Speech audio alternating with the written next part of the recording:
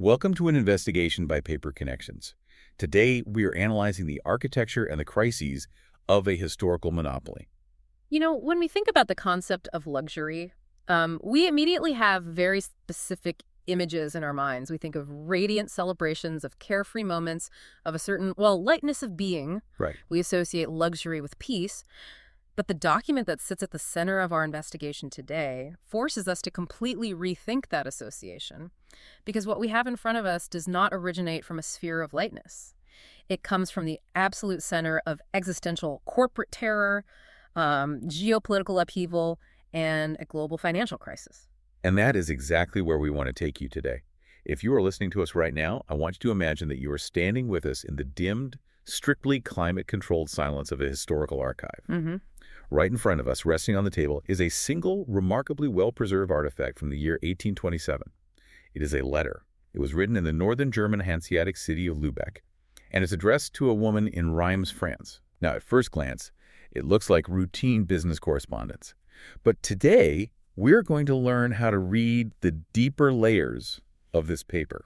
Because this single sheet of paper is, it is so much more than just ink on cellulose. It is the structural blueprint of one of the first global luxury monopolies in modern economic history. Exactly. It is the physical proof of a logistical infrastructure that was decades ahead of its time.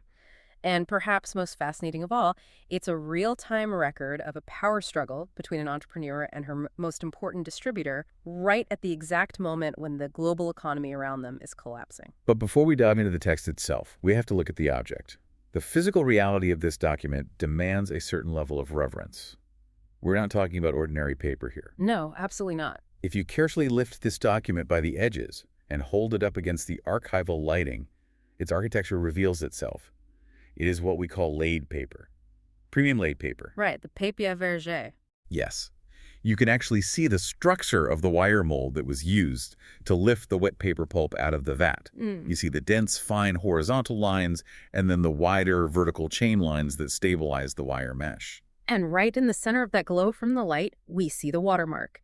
It is the symbol of an elegant, stylized scallop shell pressed deep into the wet fibers. And we have to understand that is absolutely not a coincidence. No. In the international trade practices of the early 19th century, paper was an extremely expensive commodity.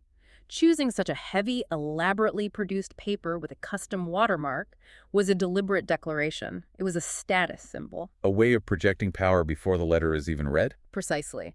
The sender, a merchant in Lübeck, was communicating before the very first word was read. He is saying, I am liquid, I am established, I am a force to be reckoned with. Let's talk about the surface of this paper, too. It has a slight sheen to it. That is because it was heavily sized, likely dipped in elaborate warm gelatin baths. Yes, to seal the pores of the cellulose. Right. And that brings us to the ink that these words were written with. The script is a deep, rich, dark brown. It is genuinely remarkable how sharp-edged every single letter remains after almost 200 years. And that is due to the unique chemistry of iron gall ink. We can't think of this like modern ink where a color pigment simply dries on top of the paper. What we are looking at here is the result of a chemical reaction that has fused with the paper on an atomic level. So how exactly was it made?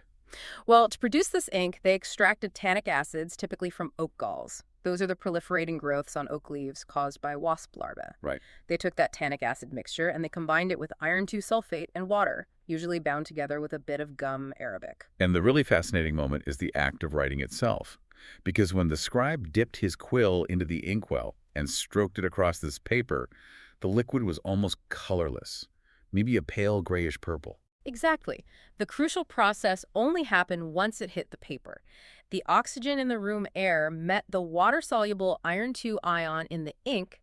That contact caused it to oxidize into an iron 3 complex. Huh? And this new complex is deep black, and far more importantly, it is no longer water-soluble.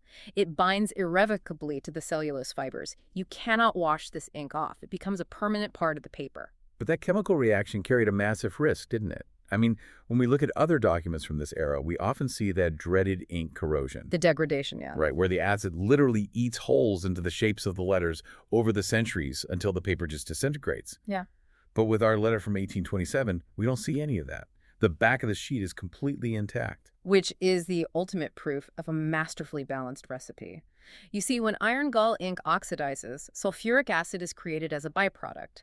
If the chemist, or in this case the merchant or his clerk, didn't perfectly calibrate the ratio of iron to tannins, excess acid was left in the paper, which slowly destroyed the cellulose. So it was a matter of extreme precision. Exactly. The fact that this document lies before us today in such pristine condition shows the extreme professionalism of this trading house. Every single detail, right down to the acidity of the ink, was engineered for permanence and control. Now, to seal the document, they used a technique that made an envelope unnecessary. Envelopes were unacceptably expensive because postal services charged strictly by the number of sheets. Right, an extra envelope would have literally doubled the postage. So the scribe artfully folded the paper into itself so that the edges overlapped. And right here we see the remnants of the closure. It's a red, shellac-based sealing wax. And a wax seal in the 19th century was far more than just a formal decoration. It was a tamper-evident lock. If this seal was broken, the recipient knew instantly that the chain of information had been compromised. That's security protocol. Yes. And looking at the fragments of the wax and the micro tears in the paper here, we can see that the seal was broken cleanly, and only once it reached its final destination in Reims. Which brings us to the logistics. How did this letter actually get from Lübeck to Reims? We are so accustomed to the concept of real-time communication today, but let's just briefly recap what it meant to transport a message over 800 kilometers in 1827. It was a monumental task. It wasn't just a simple postal route. This was a logistical tour de force orchestrated by a massive empire, the Thurn and Taxis network. The Thurn and Taxis network was the absolute bleeding edge of technology at the time. It was the vascular system of the European economy. We shouldn't picture this as a leisurely carriage ride through the countryside. We are talking about the Mellepost. The mail coaches. Right. These were extremely light carriages, optimized purely for speed, transporting only letters and courier items, and they drove day and night, uninterrupted. I'm trying to visualize the physical reality of that. I mean, a horse at a full gallop can maybe run for 15, 20 miles before it's completely exhausted. How did they maintain that kind of speed over hundreds of kilometers? Through a strictly timed relay system. There was a post station every 15 miles. When the carriage arrived, there was no resting. The exhausted horses were unhitched in a matter of minutes, fresh horses were harnessed, and the journey continued immediately. Wow. The postilion only stopped for the exchange of animals and mailbags. This system required thousands of horses, stables, and servants along the entire route across Europe. And we can trace that physical journey right here on the letter itself. The postal marks map out the route. We have the dispatch stamp in Lübeck. Then the journey went south toward Frankfurt, which was the nerve center of Thurn and Taxis at the time. From there, across the French border at Forbach.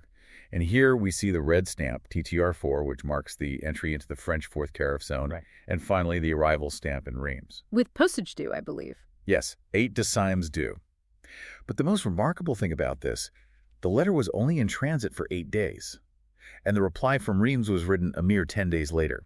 8 days for 800 kilometers, powered entirely by muscle and wooden wheels. It is an efficiency that demands profound respect. And all of this gigantic logistical effort, the horses, the relay stations, the border crossings, the customs, all of it was set in motion just to deliver the few lines written on this paper. Then it is time for us to hear exactly what those lines say. We need to treat this text with the utmost seriousness. It is a window into a highly complex business relationship. I'm going to read the original text of this letter now in its entirety. Lübeck, October 8, 1827.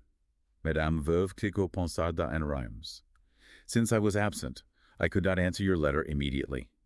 If it were impossible for you to make shipments due to force majeure, I cannot insist. However, I would like to point out to you that I would complain if you were to reduce my deliveries. I should, as your depositary, have priority over all your other friends in Russia. You are right, madame, to count on the efforts of my house. It will do what it can to raise the prices, but I doubt it will succeed. Your brand is no longer in just a few hands. You have nothing to fear regarding exchange rates. My house protects you from all dangers. Let's pause here and deconstruct this text layer by layer, because if you read this letter quickly, it seems constrained by a corset of deep politeness. He calls her Madame. He speaks of force majeure and the efforts of his house. But the subtext is borderline threatening.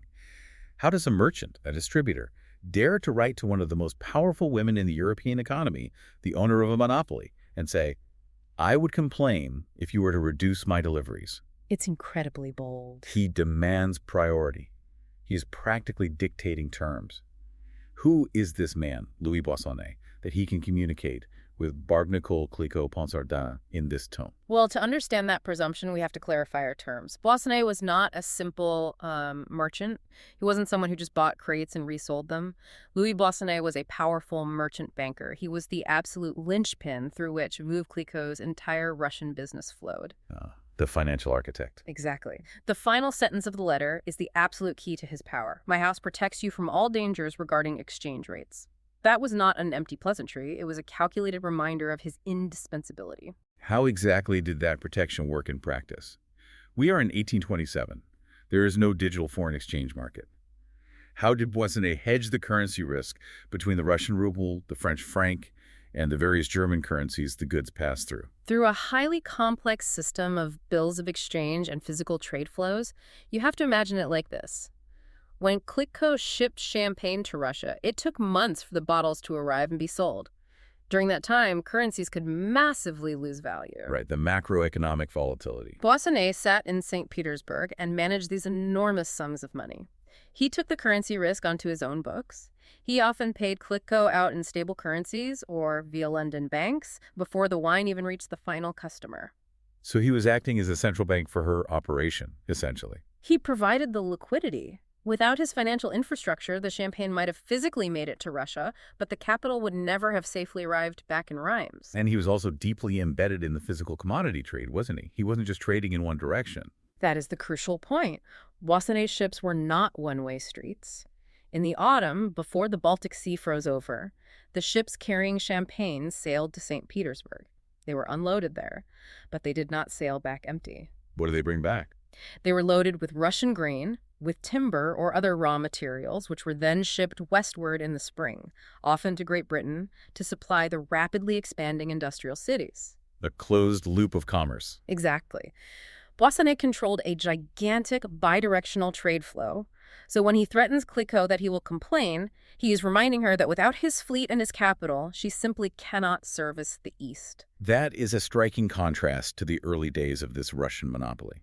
Because before Boissonnet exercised this administrative cold power, there was another man, a man who had paved the way in the first place, Louis Beaune. Ah, yes. If Boissonnet was the architect and the banker, how would you describe Louis Beaune? Louis Beaune was the pioneer, the man of the first hour. He was an adventurer in the purest sense of the word. To understand what Beaune accomplished, we have to go back to the time of the Napoleonic Wars. Napoleon had imposed the continental system. The embargo. Right, a total trade embargo against Great Britain, which plunged all of Europe into economic chaos and made trade routes extremely dangerous. And during this time, when normal business had ground to a halt, Beaune traveled. He traveled incognito, didn't he, under constant threat. He slept in his carriages, used aliases, bribed customs officials, and literally smuggled the first bottles through military blockades. He was the physical risk-taker. The tip of the spear for Veuve Clicquot. He understood that after the wars, the Russian market would have an enormous demand, and he positioned the brand there before anyone else could. That's entirely correct. Beaune forced the door to the Russian court open. He brought the wine to the Tsar, and the Tsar was enthralled. But Beaune died in 1821. And a market that has been opened must eventually be managed. Yeah. A smuggler can break down a door, but he cannot administer a global logistics network. When Beaune died, this entire rapidly expanding Russian empire fell to Louis Boissonnet in St. Petersburg. Boissonnet built the pipes through which the wealth flowed. And the volume of wealth we are talking about here is absolutely staggering. Russia wasn't just an additional sales market. It was the most important market in the world for this product. Veuve Clicquot had carved out an almost untouchable monopoly there. To put that market power into historical context, we are looking at the formation of a global duopoly. The House of Moet dominated the French domestic market in large parts of Western Europe, but Veuve Clicquot ruled absolutely over the East. And together, these two houses controlled an estimated 60 to 70% of the entire global champagne trade. That means if a toast was raised anywhere in the world, in the highest circles of power, there was an extremely high probability it was with a wine from one of these two houses. However, this incredible demand from the East led to a massive technological problem. We have to discuss the physical production process here. Veuve Clicquot Letter may have controlled the market, but inside her own cellars, she hit a physical limit that nearly destroyed her company. Yes, the bottleneck of physics. When we open a bottle of champagne today, we expect a crystal clear wine and that constant, elegant perlage. We assume the bottle will remain intact. But in the early 19th century, the production was, and I am not exaggerating here, extremely dangerous. It was like handling unpredictable explosives. That is a very accurate description. The problem was the secondary fermentation inside the bottle. To create the carbonation, the sparkle, a mixture of yeast and sugar is added to the wine before the bottle is sealed. Right, the liqueur de tirage. Yes, the yeast consumes the sugar, converts it into alcohol, and releases carbon dioxide in the process. Because the bottle is sealed, the gas cannot escape.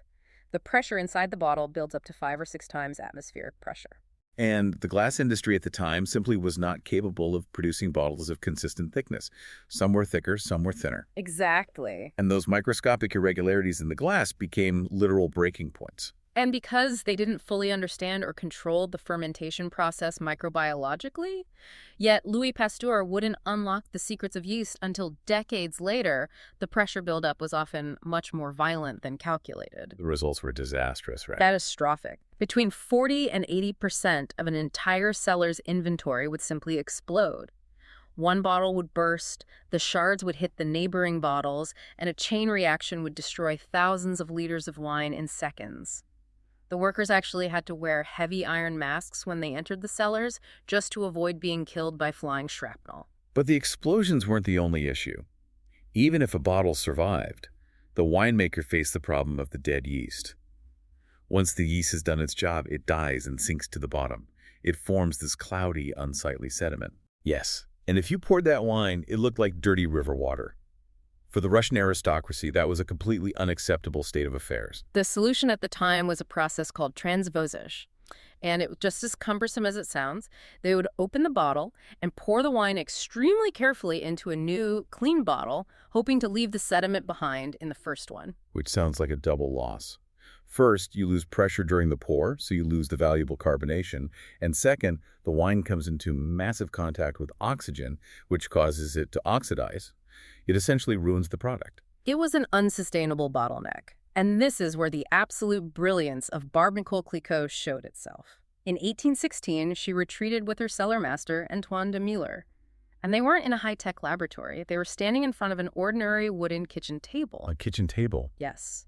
Barbe Nicole instructed her carpenters to bore angled holes into the top of this table. That was the birth of the remouge, the riddling process. A technique that is so brilliantly simple, yet physically precise.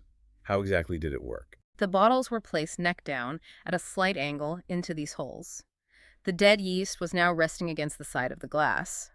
Every single day, the workers walked through the cellars, grabbed each bottle by the base, gave it a quick, tiny twist of the wrist, maybe an eighth of a turn, and let it slide back into the hole with a slight jolt. Right. At the same time, the angle of the bottle was made steeper and steeper over a period of weeks. So through that vibration and gravity, the yeast sediment detached from the side wall and slid down the neck of the bottle millimeter by millimeter until it collected directly on a cork. Exactly.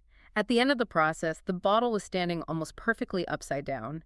The wine in the body of the bottle was now absolutely crystal clear. And how did they get the yeast out without losing the pressure? Later on, they utilized a process called disgorgement. They froze the neck of the bottle in a brine solution. The yeast sediment turned into a solid plug of ice. When they uncorked the bottle, the internal pressure of the wine shot that ice plug out like a projectile. The wine remained clear, and the carbonation stayed in the bottle. From that kitchen table, they developed the A-frame pupeters, those wooden whittling racks that are still standing in the cellars of Champagne at this exact moment. And when you combine that with her decision to invest massive capital into the development of stronger, more uniform glass, and her refusal to use cheap corks, she insisted on expensive Spanish corks that could withstand the pressure. She essentially created a technological masterpiece. She stabilized the product entirely. Yes. It was clear, it sparkled, and it survived the grueling, weeks-long journey across the Baltic Sea to St. Petersburg. But physical stability was only one side of the coin. The other was the taste. And here, we have to look back at Boissonnet. He provided the crucial market intelligence. Boissonnet was deeply integrated into the Russian elite, and he reported back to Reims a flavor preference that seems completely absurd to our modern palates. The Russian aristocracy had an almost insatiable addiction to extreme sweetness. Right. Boissonnet reported that the nobles in St. Petersburg would actually sit at their tables and mix spoonfuls of pure sugar directly into their red wines. Which led to the creation of the Champagne à la Russe. To understand just how sweet this wine was, we have to look at the dosage. The dosage is the sugar liqueur added to the bottle after the yeast plug is removed to top up the liquid level and define the final taste.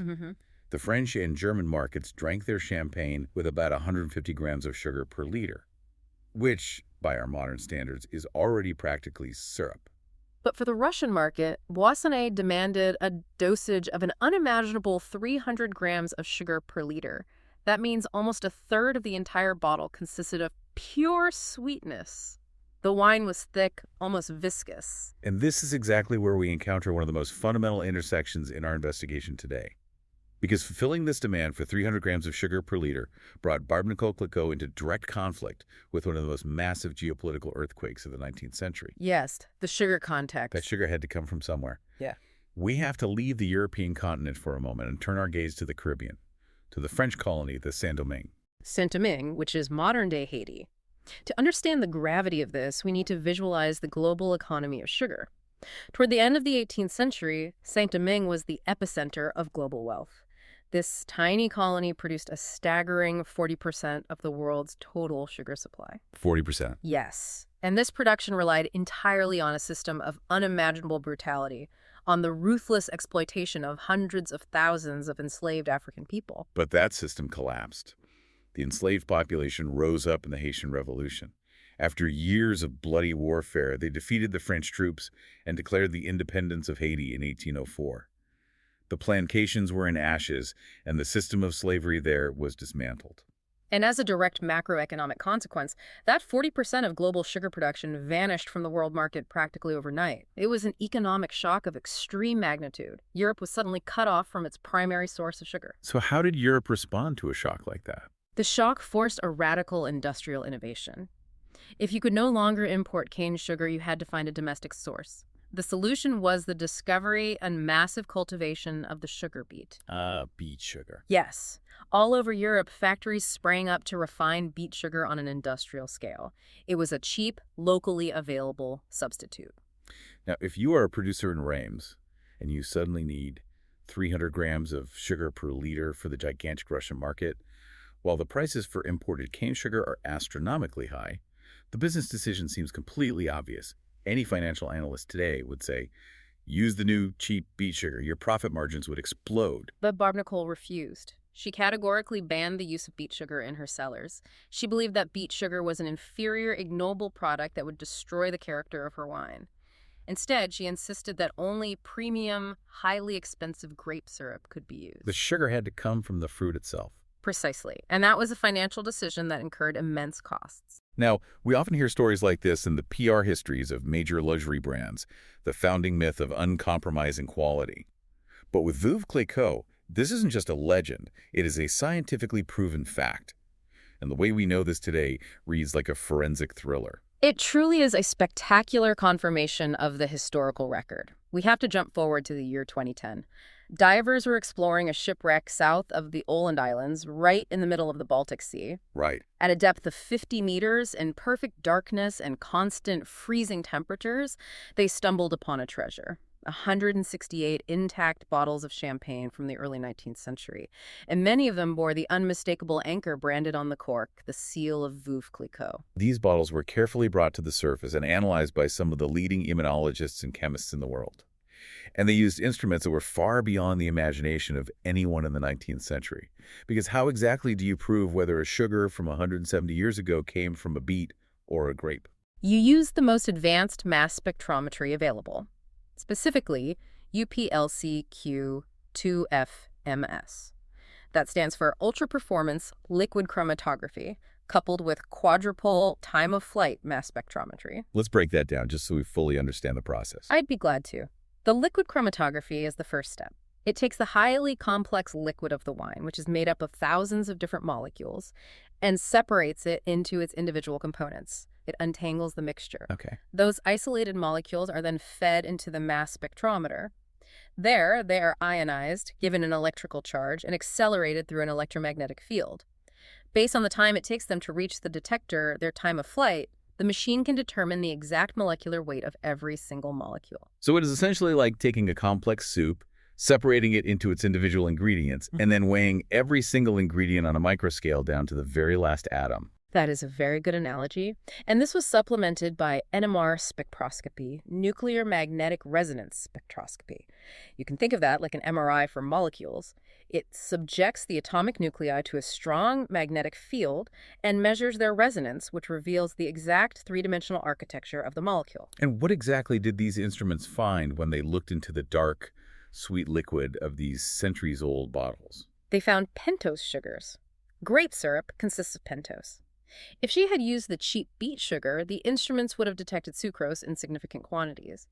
But the chemical signature was unambiguous. It was pure grape sugar. Wow. Modern science proved the integrity of Veuve Clicquot beyond any doubt on a molecular level over 170 years later. She made no compromises. There's another fascinating detail in that analysis, wasn't there? The scientists discovered that the sugar content of these specific bottles was around 150 grams per liter. Yeah.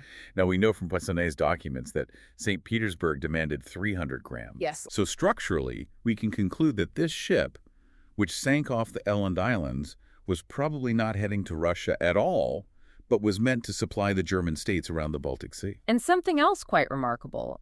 The spectrometers found extremely high concentrations of oak lactones in the wine.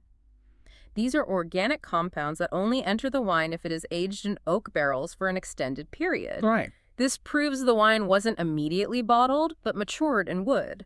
And it is highly likely that this wood came from the exact same Baltic forests whose timber Louis Boissonnet was transporting westward on his ships in the spring. A perfectly closed loop of raw materials and power. So we have an entrepreneur who has solved the technological bottlenecks of production, who delivers uncompromising quality, and who dominates the most lucrative market in the world. Yeah. She is swimming in liquidity. And exactly here, at this absolute apex, we encounter the most severe crisis of her life.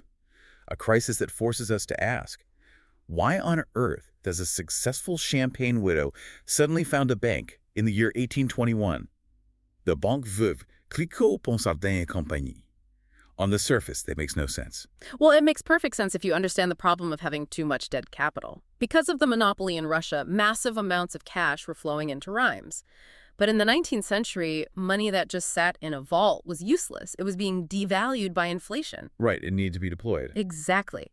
Like any astute capitalist operator, Barbara Nicole knew the capital had to work. She needed a structure to invest and multiply this money. She wanted to diversify, so she wouldn't be solely dependent on the whims of the agricultural sector and the harvests in Champagne. So she starts the bank, but she can't run it herself. She hands over the management to a man named Georg Christian von Gessler. Now, when you read the history of this company, this is the moment where you instinctively flinch. Who was Kessler? Kessler was a brilliant mind, without question. He was instrumental in perfecting the cellar techniques we discussed earlier. But here we see the fundamental difference between a technical specialist and a macroeconomist. As a cellar master, Kessler was a genius. As a banker, he was fatal. What was his mistake? He fundamentally misunderstood the concept of liquidity. Kessler took the massive, freely available cash reserves of the Champagne house and invested them in highly speculative, entirely illiquid assets. What did he buy? He bought shares in textile factories in Germany on a massive scale, mills, manufacturing plants. He locked the free capital into bricks, machinery, and wool. And he did this with the worst possible timing in economic history. Because while Kessler was walling up the cash in illiquid factories in Rheims, a macroeconomic tsunami was building up in London. Let's analyze this crisis of 1825. How exactly did it start? It was the first truly global financial contagion of the modern era. After the end of the Napoleonic Wars, Europe enjoyed a relative era of peace. The Bank of England had kept interest rates low, and the markets were absolutely flooded with cheap credit. At the same time, numerous states in South America had declared independence from Spain. The investors in London looked at these new nations and saw gigantic, untapped markets. It created a genuine mania. A speculative bubble, driven entirely by the hunt for yield. Investors were indiscriminately buying sovereign debt from Latin American countries. They were even financing the Greek Revolution through bonds, and there was virtually no regulation. Right. And as happens with every bubble, the moment of truth arrived. In late 1825, the Bank of England realized that its gold reserves were melting away rapidly because too much capital was leaving the country. In a panic, they pulled the emergency brake. They drastically tightened monetary policy and refused further credit to the merchant banks. Let me just jump in here for a second. If the Bank of England raises interest rates and stops issuing credit in London, how exactly does that panic transmit to the rest of Europe? Why does a bank in the French provinces, in Reims, collapse? Through the correspondent banks, the financial system was already deeply intertwined. When the London banks could no longer get liquidity from the central bank, they instantly began recalling their loans from the Parisian banks. Ah, the contagion effect. The Parisian banks, in turn, called in their funds from the regional banks in the provinces. It was a domino effect. Trust evaporated in a matter of weeks. The actual physical gold and silver simply vanished from the system because everyone was hoarding it. By 1826 and 1827, all of France was in the grip of a brutal, suffocating credit crunch. And right at this moment, Veuve Clicquot is trapped.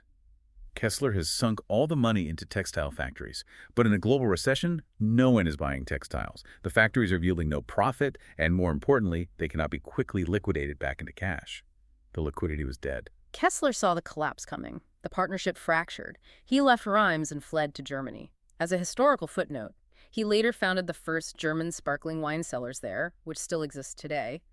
But in 1827, he left Barbe Nicole Clicquot in the absolute epicenter of a financial hurricane. Which leads us into the year 1828. The crisis reaches its peak in Reims. We really need to visualize the physical reality of this moment. It is a situation of pure existential dread. A crowd gathers outside the building of the Banque Veuve Clicquot Ponsardin et Compagnie, a classic bank run. There's nothing more dangerous for a financial institution than this exact moment. Panicked creditors, regional investors, suppliers, they are all standing at the door demanding their cash back.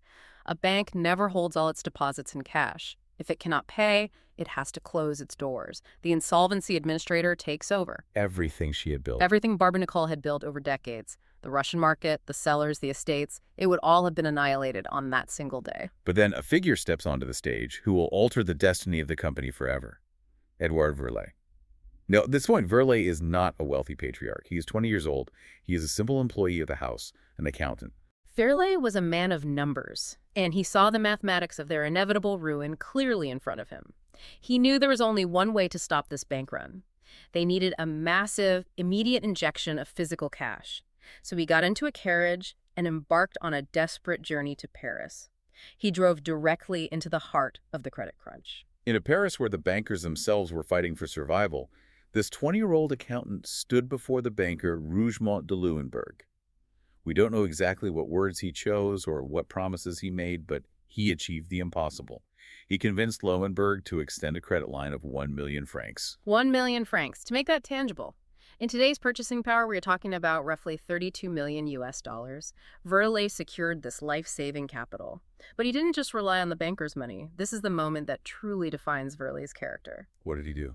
He scrapes together his own personal savings. Every franc he possessed, his entire private wealth that he had painstakingly built up, he threw it into the firm. He risked his complete personal ruin to prop up the House of Clicquot. Armed with this capital, he returned to Reims. He opened the doors of the bank. He stood personally behind the wooden counter. And as the angry, panicked creditors stepped forward, he began calmly and methodically paying out every single one of them in hard cash, coin by coin. And that is exactly the psychology of a bank run. It feeds entirely on the fear that there is no money left. When the crowd outside on the street saw people walking out of the bank with their hands full of hard currency, the panic evaporated. Trust returned in a fraction of a second. The run was stopped. The empire was saved. Verlet and Barbe Nicole had averted complete destruction. But the wounds from this crisis were deep. The company survived, but it had zero reserves left. And right now, in this chronological second, we need to bring back the letter from Louis Boissonnet from October 1827. He wrote to her right in the middle of this disastrous economic environment. He knew about the liquidity crisis. He certainly did. And in the letter, he gives her this advice. My house will do what it can to raise the prices, but I doubt it will succeed. Your brand is no longer in just a few hands. He was practically urging her to lower prices, or at least to stop raising them. From the perspective of classical economics, Boissonnet's advice was absolutely logical. The most elementary rule of the market is, If demand falls or liquidity is missing from the market, you must lower the price to move more volume and flush immediate cash into the coffers. Right. Every accountant, every first semester business student would give exactly that advice: offer discounts, sell in bulk. But Barb Nicole did the exact opposite. She completely ignored his advice. Why? Because she intuitively understood a sociological and economic principle that the economist Thorstein Veblen wouldn't formally define until 70 years later: the concept of the Veblen good. Let's analyze the concept of the Veblen good. With normal goods, say bread or wool, demand drops when the price goes up. But with a Veblen good, the law of demand is inverted. Exactly. With a true luxury good, the exorbitantly high price is not an obstacle for the buyer. The price is the essential feature of the product. It is the social signal. It proves the buyer's superiority over the masses. It's essentially like an extremely exclusive club. The bouncer doesn't ask for your name, he just demands an absurd entrance fee. The fee itself keeps the masses away and guarantees that the guests are among their peers. If you suddenly cut the entrance fee in half, more people might show up, but the original guests will leave the club because the exclusivity has been destroyed. A fantastic comparison. Barb and Nicole Clicquot knew exactly that. For the Russian princes, her champagne was not just a sweet beverage, it was a liquid status symbol.